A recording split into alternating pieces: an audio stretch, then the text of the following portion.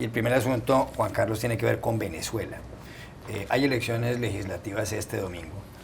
Hay mucha tensión en Venezuela. La mayor parte de los sondeos dicen que el partido del presidente Nicolás Maduro, el chavismo, tiene minoría y que no va a lograr conseguir un número importante de escaños en estos comicios presidenciales.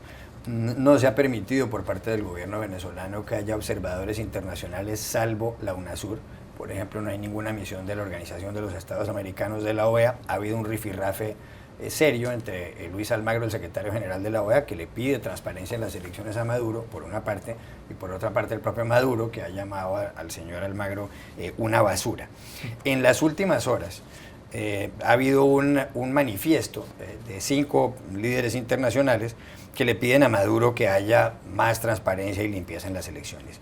Firman esa carta Mariano Rajoy, el presidente del gobierno español, Felipe González, expresidente socialista de España también, Ricardo Lagos, expresidente chileno, Thorbjørn Jagland, que es el secretario general del Consejo Europeo, y David Cameron, el primer ministro británico. Ellos se refieren inicialmente a Montesquieu, el gran filósofo francés, que fue el hombre que se inventó, que consagró la separación de las distintas ramas del poder público, el ejecutivo, el legislativo y el judicial. Y hacen un llamamiento a la comunidad internacional a que se sume a la petición que ellos le están haciendo a Maduro. ¿Eso tendrá algún efecto? Bueno, ya hemos visto en el pasado a actores externos ejercer presión sobre Venezuela sin ningún tipo de resultados concretos.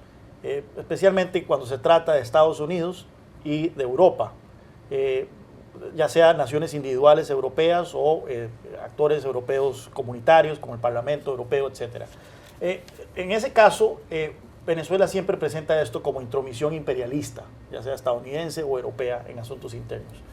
También hemos visto en los últimos por lo menos 2-3 años a muchos expresidentes de la región firmar llamamientos, firmar cartas, pronunciamientos, llamando a respeto a las garantías democráticas, respeto a los derechos humanos, etcétera, etcétera, sin que esto logre mayor cambio en la región.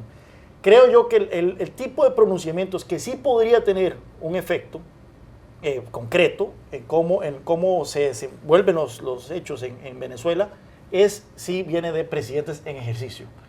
Y eso tal vez sí lo podemos empezar a ver a partir por lo menos del 10 de diciembre, cuando Mauricio Macri sea juramentado presidente de Argentina. Él ha dicho que uno de sus primeros actos va a ser pedir la suspensión de Venezuela del Mercosur, y habrá que ver si este liderazgo de Macri o esta actitud tan marcada de Macri va a ser apoyada por algunos otros gobernantes de la región que hasta el momento han mantenido un silencio timorato sobre lo que ocurre en Venezuela.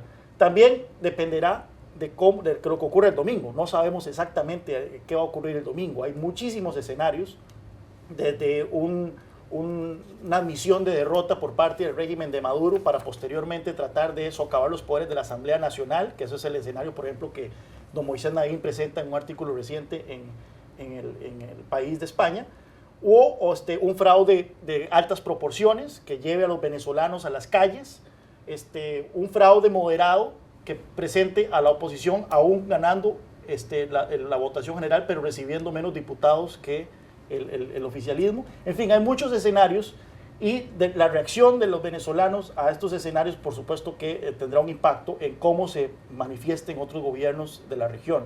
Pero sin duda alguna ya vemos una tendencia de que ese apoyo casi unánime que disfrutaba Venezuela, al menos en Latinoamérica, sí, se ha venido erosionando en los últimos años, en los últimos meses, y que cada vez va a ser más difícil para Venezuela encontrar aliados incondicionales en la región. A propósito de lo que usted dice de Moisés Naim, en una columna en el diario El País de Madrid, termina de la siguiente manera. Él dice que hay 3 escenarios. El primero, que el gobierno le dé una patada a la mesa, que suspenda las elecciones. El segundo, que el gobierno haga milagros, que gane las elecciones.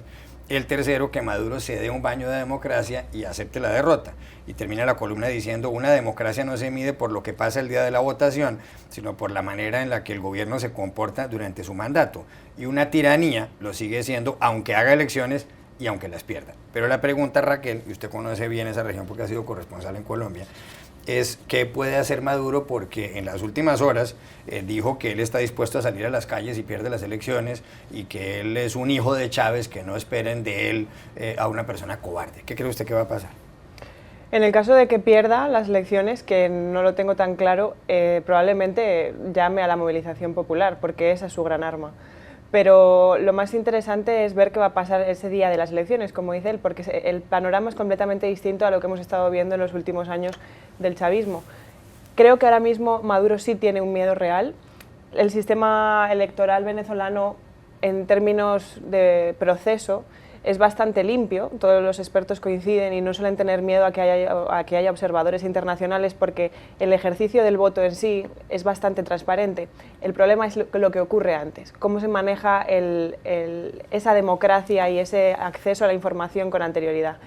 La situación actual en Venezuela está muy crispada, el momento político es muy complejo porque, bueno, aparte del reciente asesinato de este opositor hace unos días, la gente está muy crispada y creo que estos síntomas digamos, reacción al rechazo, a la derrota de Maduro, demuestran que realmente tiene miedo y que siente que puede perder. Y el hecho de que no deje entrar a los observadores internacionales es lo que más me llama la atención, porque hasta ahora esto no había ocurrido. Él estaba muy seguro antes de que esas elecciones de una manera clara le iban a dar la victoria y ahora eso no es así. Entonces, creo que sí que puede estar tramando una reacción, digamos, posterior a lo que pueda ocurrir en las elecciones de este fin de semana.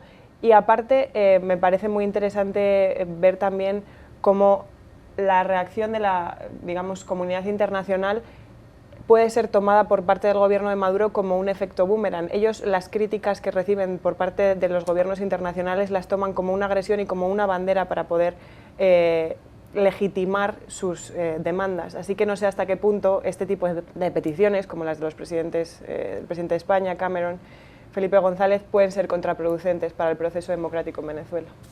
Yo no creo, yo creo que esa carta no fue un mensaje para los venezolanos, sino un mensaje para el resto del mundo, un mensaje para América Latina, quizás que haga eco de este tipo digamos, de protestas, como la que también ha hecho el secretario general de la OEA.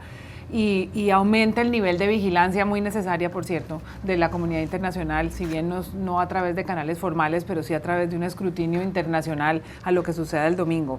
Lo que pasa es que lo más preocupante en este momento ya sale de la mesa de discusión si hay democracia o no hay democracia. Por bonitas que sean las urnas y el sistema digital de votación, pues realmente la democracia no ha sido no ha estado muy presente últimamente. El asunto ahorita es la violencia. Y la escalada que ha habido en los últimos días es una especie de olla de presión donde hay un nivel tan elevado de tensiones que es muy difícil pensar que esto va a transcurrir sin actos violentos. Y creo que cuando en un país la principal preocupación de una democracia no es si hay un conteo real, si hay una participación, sino si va a haber si va a haber muertos, creo que ese es el nivel más alto de amenaza a un sistema electoral. Después hay otro asunto y es ¿por quién van a votar los descontentos? Porque no creo que haya un canal político para aquellos que están desencantados con el chavismo, que están aburridos con Maduro, que están ahorcados económicamente y que no encuentran en otras alternativas una viabilidad política y una viabilidad para sus preocupaciones sociales. Creo que es una caldera que bien hace la comunidad internacional en vigilar y cuidar muchísimo en las próximas horas. Yo nada más quería agregar aquí la figura de Luis Almagro, ¿verdad? Yo creo que nos ha demostrado muchos cuán equivocados estábamos cuando fue electo secretario general. Muchos predecíamos de que él iba a tener una actitud muy similar a la de José Miguel Insulza, como secretario general pasiva ante lo que ocurre en Venezuela, silenciosa, fue canciller de Pepe Mujica, que fue un gran aliado del chavismo. Y vemos que a todo lo contrario, incluso hace poco Pepe Mujica le escribió a Almagro diciendo que rompía con él por su actitud hacia Venezuela. Y creo yo que hay que aplaudir al secretario general por lo valiente que está haciendo, por llevar estas denuncias al frente y demostrar de que efectivamente la figura del secretario general sí tenía poder para poner estos temas sobre la mesa.